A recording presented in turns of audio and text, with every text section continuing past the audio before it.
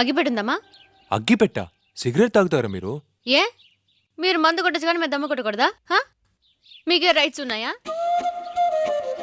ఆ రోజు చూసా, బండి తూలుతుంది ఏంటి కిక్కా? కార్తిక్ మందు కొడతాడా? వాడి బొంద, వాడికి అంత సీన్ ఉండదులే.